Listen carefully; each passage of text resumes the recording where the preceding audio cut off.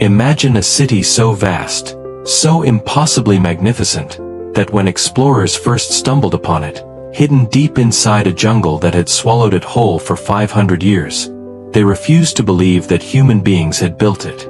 They thought it had to be the work of gods. And in a way, they were right.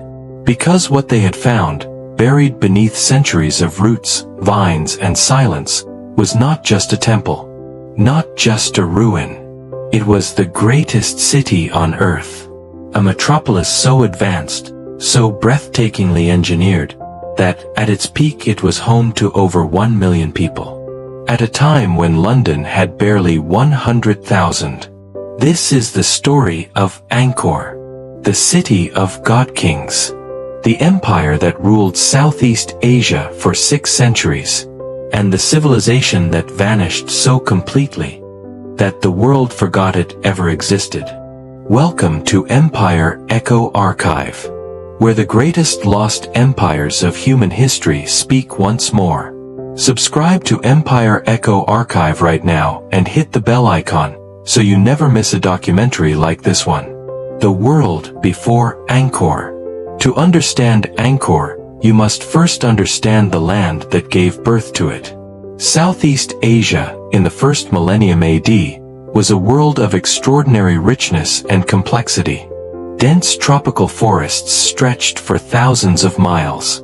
Rivers ran so full and so powerful that entire ecosystems were built around their seasonal floods. The land was fertile beyond imagination. Rice could be grown in quantities that seemed almost miraculous to the ancient world. Into this world, a series of early kingdoms arose. Small, fiercely competitive, constantly warring with one another. The Funan Kingdom, the Chenla Kingdom, the early Mon kingdoms of the West. Each one rose, flourished briefly, and fell. But one of these kingdoms would be different. In the late 8th century AD, a young prince returned to Cambodia from exile. His name was Jayavarman, and he carried with him an idea so radical, so audacious, that it would transform not just Cambodia but the entire course of Southeast Asian history. The idea was simple, devastating in its simplicity. He would not just be a king. He would be a god. Jayavarman II, the God King, is born. In the year 802 AD, on the sacred mountain of Phnom Kulen, Jayavarman II performed a ceremony that had never been performed before in the history of Southeast Asia. He declared himself a Chakravartin, a universal ruler, a Devaraja, a God King. The ceremony proclaimed that Jayavarman was not merely a human ruler appointed by other humans. He was the earthly manifestation of the Hindu god Shiva himself. His kingdom was not merely a political territory. It was a sacred realm, a reflection of the divine universe on earth. This was not just religious theater. This was the most powerful political invention in the history of Southeast Asia. Because if a king is just a man, he can be challenged, overthrown, murdered. But if a king is a god, if the divine order of the universe itself is expressed through his rule, then to challenge him is not just treason. It is cosmic sin. Jayavarman understood this completely. He unified the warring kingdoms of Cambodia under his rule. He established his capital at a place that would eventually become the heart of the greatest empire in Southeast Asian history. He built temples. He built roads. He built irrigation systems. He created the administrative and spiritual foundations upon which Angkor would eventually rise. When Jayavarman II died, he had reigned for over 50 years. He had transformed a fragmented, warring collection of minor kingdoms into the beginning of something extraordinary. He had lit a fire that would burn for 600 years. The rise of the Khmer Empire. Over the next 2 centuries, the empire that Jayavarman had founded grew with extraordinary speed and ambition. King after king expanded its territory. Each new ruler was more ambitious than the last. Each one built temples larger and more magnificent than anything that had come before. Each one pushed the borders of Khmer territory further outward, until the empire stretched across what is now Cambodia, Thailand, Laos, and Vietnam. The Khmer Empire, as it came to be known, was not just a military power. It was a hydraulic civilization. One of the most sophisticated water management systems in the ancient world. The key to Angkor's survival and prosperity was water. The region around Angkor receives enormous amounts of rainfall during the monsoon season, followed by a prolonged dry season where almost no rain falls at all. To survive in this environment, any civilization needed to control water with extraordinary precision. The Khmer engineers solved this problem in a way that still astonishes modern hydraulic engineers. They built a vast network of reservoirs, called barays, and canals that covered an area of over 1,000 square kilometers. The largest reservoir, the West Baray, was 8 kilometers long and 2 kilometers wide. It held enough water to irrigate rice fields across an enormous area and to supply a city of over 1 million people through even the most brutal dry season. This hydraulic system was not just functional. It was sacred. The barays were designed to represent the cosmic ocean that, in Hindu cosmology, surrounds the sacred mountain at the center of the universe. The temples rose from their centers like mountains rising from the primordial sea. Engineering and religion were, in Angkor, completely inseparable. Suryavarman II and the building of Angkor Wat. Of all the kings who ruled the Khmer Empire, one stands apart. Suryavarman II, who reigned from approximately 1113 to 1150 AD. It was Suryavarman who commissioned the most extraordinary building project in the history of Southeast Asia. Perhaps the most extraordinary building project in the history of the ancient world. Angkor Wat. The construction of Angkor Wat began around 1113 AD and continued for approximately 37 years. At its peak, the construction project employed somewhere between 300,000 and 500,000 workers. Architects, engineers, sculptors, laborers, priests, administrators. An entire civilization mobilized toward a single, sacred purpose. The scale of what they built is almost impossible to comprehend even today. Angkor Wat covers an area of over 400 acres. It is surrounded by a moat that is 200 meters wide and 5.5 kilometers long. To cross from the outside world to the temple, you must walk along a causeway that stretches for 350 meters, flanked on both sides by stone nagas, the mythological serpent kings of Hindu cosmology.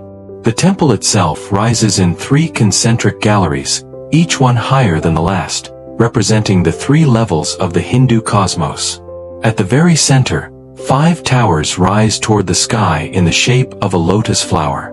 The central tower reaches 42 meters above the ground, the height of a 13-story building. And every single surface of the structure, every gallery wall, every column, every doorway, is covered in bas-relief carvings of extraordinary beauty and complexity. The bas-relief galleries of Angkor Wat stretch for over 800 meters. They depict scenes from Hindu mythology, scenes of battle, scenes of the afterlife, scenes of the divine court of the gods. The figures carved into these walls number in the thousands. Each one is unique. Each one tells a story. To walk through Angkor Wat is not to visit a building. It is to walk through the Hindu universe itself, made physical in stone. But here is what makes Angkor Wat truly extraordinary beyond even its physical scale. It was built without mortar. The stones of Angkor Wat are held together not by cement or mortar, but by their own weight and by interlocking joints carved with extraordinary precision into each block. The largest stones weigh up to 8 tons each. They were quarried from mountains more than 50 kilometers away, transported by river on rafts, and then lifted into position by systems of ropes, elephants, and wooden cranes. Modern engineers who have studied Angkor Wat's construction have described it as one of the most sophisticated structural engineering achievements of the ancient world. The precision of its layout, its astronomical alignments, its drainage systems, its foundation engineering, all of these are the work of a civilization at the absolute peak of its intellectual and technical powers. The city of Angkor, the largest pre-industrial city on Earth. But Angkor Wat was not the whole of Angkor. It was not even close. The temple was the sacred heart of a city so vast that modern researchers, using satellite imaging and LiDAR technology, have only recently begun to understand its true scale. At its peak, in the 12th and 13th centuries AD, the Greater Angkor region covered an area of over 1,000 square kilometers. 1,000 square kilometers of city. Of roads, canals, reservoirs, temples, palaces, markets, rice paddies, neighborhoods, and communities. With a population estimated between 750,000 over 1 million people, Angkor was the largest pre-industrial city on Earth. Larger than any city in medieval Europe. Larger than any city in the medieval Islamic world. The largest urban complex on the planet. The city was not just large. It was extraordinarily organized. A grid of roads connected every part of the urban area. Canals brought fresh water to every neighborhood. The hydraulic system regulated water supply so precisely that multiple rice harvests could be achieved each year, feeding the enormous population. Markets at the center of the city traded in goods from across Southeast Asia and beyond. Chinese porcelain, Indian cotton, gold from the mountains of the interior, rare spices from the islands to the south. Angkor was not just the capital of the Khmer Empire. It was one of the great commercial centers of medieval Asia. The royal palace stood at the heart of the city, surrounded by walls of laterite stone and covered in gold leaf that caught the tropical sun and blazed like a captured star. The Chinese diplomat Zhou Daguan, who visited Angkor in 1296 AD, left behind the most detailed contemporary description of the city that we have. He described a place of breathtaking opulence and complexity. Palaces of gold. A king who held court surrounded by his entire royal household, thousands of women, officials, soldiers, and priests. Markets so busy they operated from before dawn until after dark. Streets so crowded that movement was difficult. A city so alive, so vivid, so overwhelmingly present that Zhou Daguan described feeling as though he had entered another world entirely. Jayavarman VII, the greatest of all god kings. If Suryavarman II was the king who built the greatest temple, then Jayavarman VII was the king who built the greatest empire. Coming to power in 1181 AD, after repelling a devastating invasion by the Cham people of what is now Vietnam, Jayavarman VII launched the most ambitious building program in Khmer history.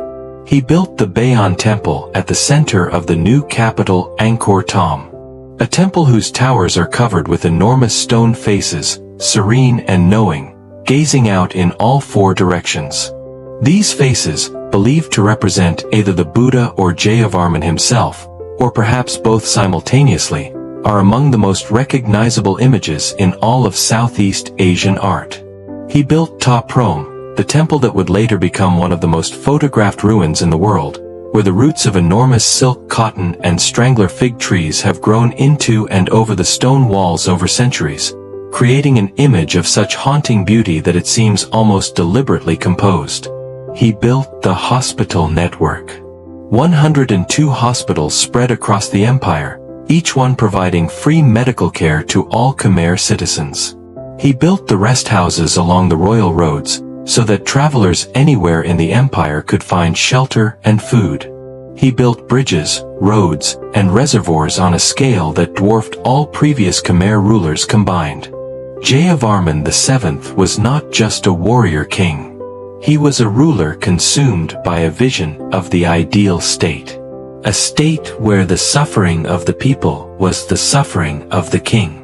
A state where power was expressed not just through domination but through care. He converted the empire from Hinduism to Mahayana Buddhism. He saw himself not as a manifestation of Shiva but as a bodhisattva, a being who delays his own enlightenment out of compassion for all living things. The faces on the Bayon Towers are not the faces of a conqueror. They are the faces of someone who has seen everything, understood everything, and chosen, in full knowledge of all that understanding, to remain. You are watching Empire Echo Archive.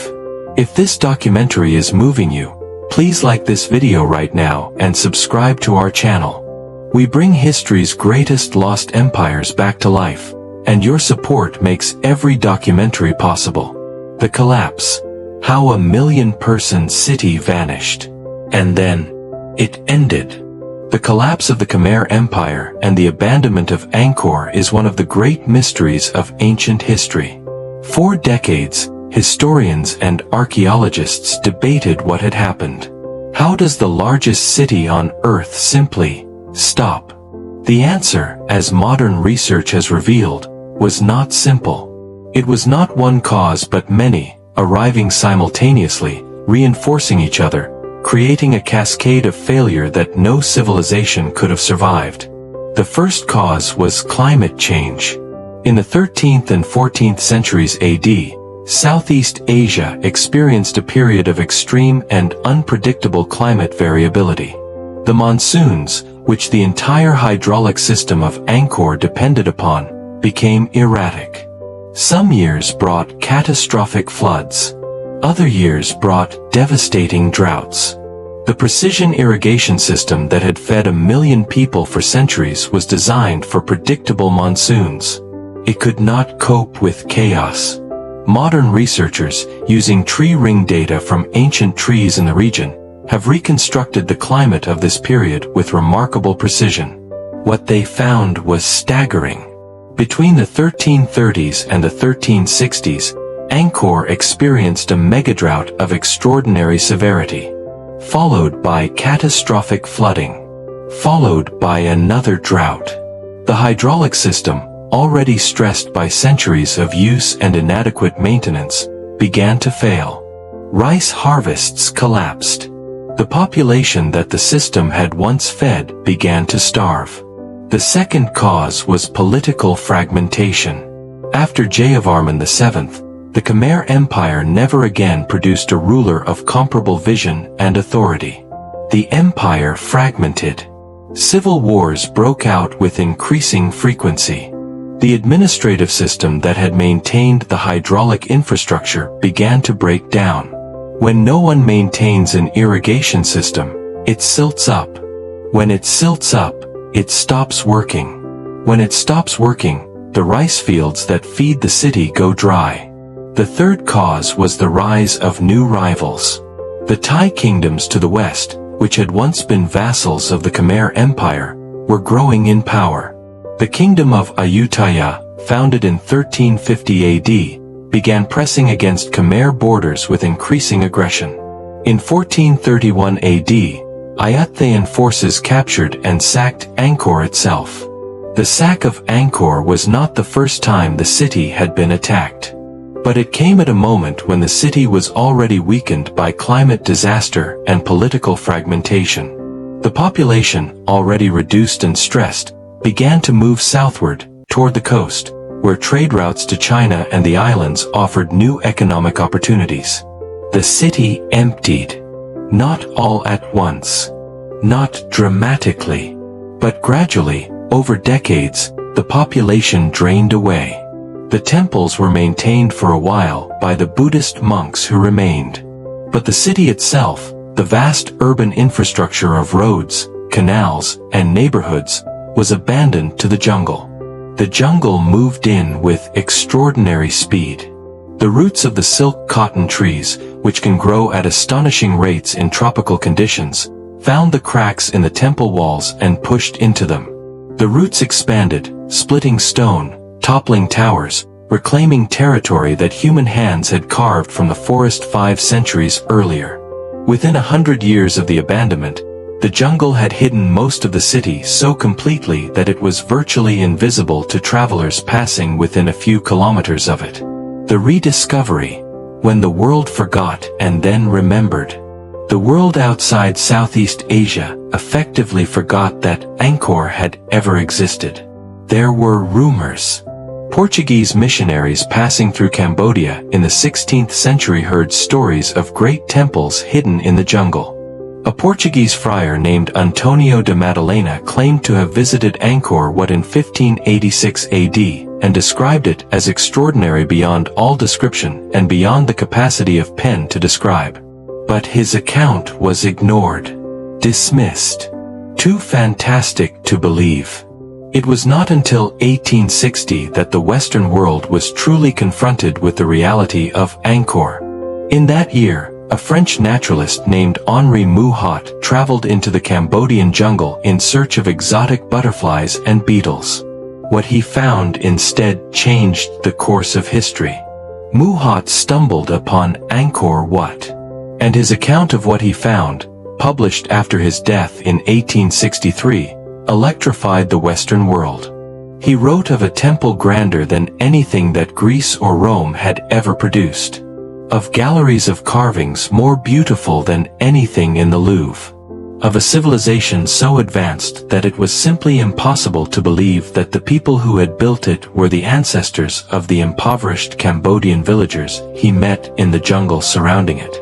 Mouhot's account was the beginning of a century and a half of archaeological work that continues to this day. What that work has revealed is almost beyond comprehension. What LiDAR revealed, the city beneath the jungle. For decades, archaeologists worked with hand tools and measuring tapes, slowly mapping the ruins of Angkor that were visible above the ground. By the early 21st century, they had mapped the major temples and the most obvious urban features.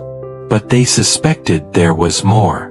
Much more. In 2012, a team of archaeologists used a technology called LiDAR, light detection and ranging, to survey the greater Angkor region from the air. LiDAR works by firing millions of laser pulses per second from an aircraft toward the ground. The pulses pass through the forest canopy, bounce off the ground below, and return to the aircraft. By analyzing the returning pulses, it is possible to build an incredibly detailed three-dimensional map of the ground surface beneath the forest cover. What the LiDAR survey revealed stunned the archaeological world. Beneath the jungle surrounding the known temples of Angkor, there was an entire city. An urban grid of extraordinary complexity. Roads, canals, ponds. The foundations of wooden buildings that had long since rotted away. The embankments of rice paddies. The platforms of temples whose stone had been taken away for reuse centuries ago. The greater Angkor region was not just larger than anyone had suspected. It was incomprehensibly vast. A city that covered an area larger than modern-day Los Angeles. And it had been completely hidden, not just from the Western world, but from modern Cambodians themselves, beneath 5 centuries of jungle growth. The LiDAR survey was not just a discovery. It was a revolution. It changed everything archaeologists thought they knew about the scale of pre-industrial urbanism. About what human civilizations were capable of achieving without modern technology. And it raised a question that still haunts researchers today.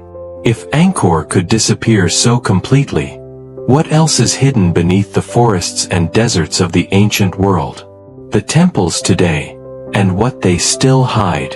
Today, the temples of Angkor are among the most visited archaeological sites on Earth.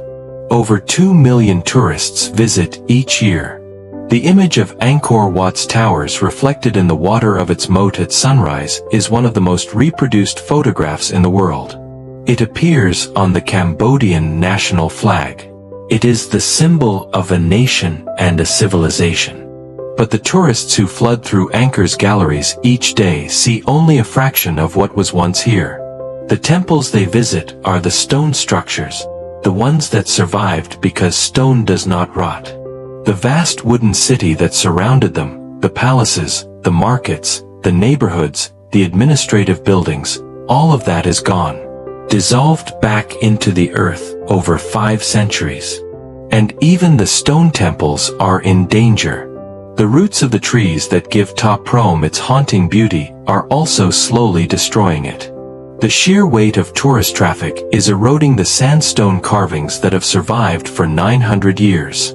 Climate change is altering the monsoon patterns that the ancient engineers designed the hydraulic system around, threatening the water supply that the modern city of Siem Reap depends upon.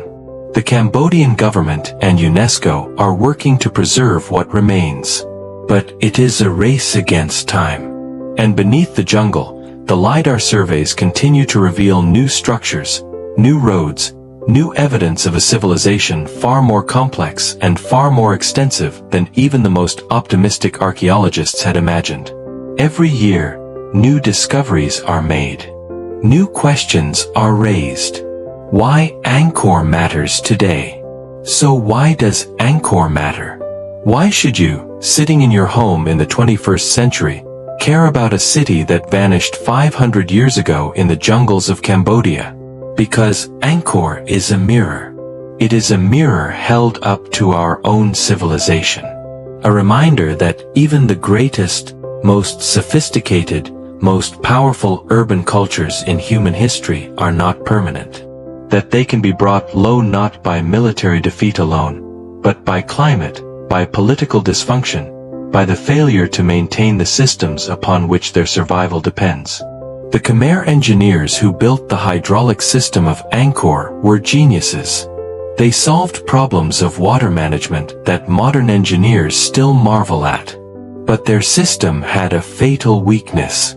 It was designed for predictability. For a climate that behaved consistently, year after year, within parameters the engineers could plan around. When the climate stopped behaving predictably, the system failed. When the system failed, the city died. Today, we live in a world where climate unpredictability is increasing, where the systems upon which our civilization depends are being stressed in ways they were not designed to handle, where political dysfunction makes it increasingly difficult to maintain critical infrastructure. The story of Angkor is not just history. It is a warning. And the most extraordinary thing about that warning is that it comes to us carved in stone, in 800 meters of bas-relief, in the faces of the Bayan, gazing serenely out over a jungle that has swallowed the city they once watched over. The god-kings of Angkor believed their empire was eternal. They built in stone precisely because stone lasts forever. They wanted their civilization to be remembered. They could not have imagined that it would be forgotten, and then found again. This has been Empire Echo Archive. The echoes of the greatest lost empires in human history, brought back to life for you. If this documentary gave you chills, taught you something extraordinary, or changed the way you see human history, please do 3 things right now. Hit that like button. Subscribe to Empire Echo Archive. We publish brand new historical documentaries regularly, and you do not want to miss a single one. And drop a comment below telling us, what surprised you most about Angkor? What lost civilization or hidden place do you want us to explore next? We personally read every single comment. Every share helps this channel grow and allows us to keep making documentaries like this.